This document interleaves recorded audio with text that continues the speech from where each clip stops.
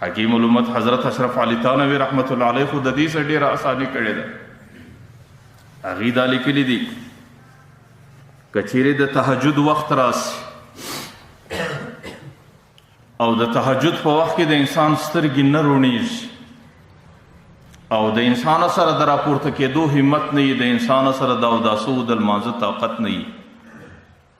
نو بیا د هغې دپاره هغې اسانه طریقه لیکلې ده چې کله د شپې په هره حصه کې سترګې را روڼې سوې، که د شپې په اول سر کې دی، که د شپې په مابین کې دی، که د شپې په آخر کې دی، چې د شپې په کم وخت کې د سترګې را روڼې سوې، نو یو ځل دې پر دې خپله بستره باندې کښېني په دې نیت باندې چې اوس خو د پیغمبر علیه صلات وسلام حدیث دی چې دې وخت کې په ټوله شپه کې الله تعالی د سما او دنیا ته راځي او د الله تعالی د طرفه یو منادي اعلان کوي چې آیا داسې څوک شته چې هغې د خپلو ګناهونو مغفرت وغواړي زه مغفرت ورته وکړم؟ آیا داسې څوک شته چې هغې د خپل رزق پراخي وغواړي زه هغې ته رزق پراخ کړم؟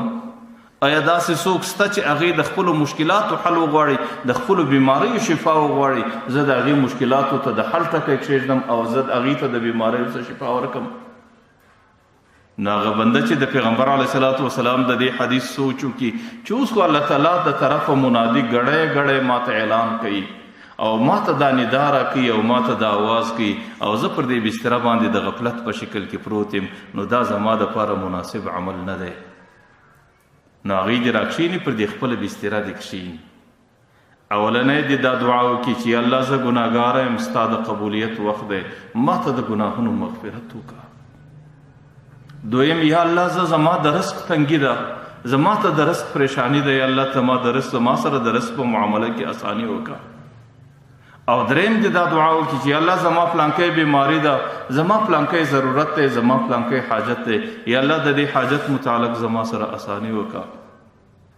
او زه دا وایم چې د ځانه دې دا دعا مو سره ملګری کړي چې یا الله زما سترګې د تهجد په وخت کې نه را روڼېږي، یا الله زما سره د تهجد د راپورته کېدو وس و طاقت توفیق نشته، یا الله ماته د تهجد کې د راپورته کېدو وس و توفیق را په نصیب کړه. به چې کله دعا وسو برته دې پر دې بستره پرېوځي.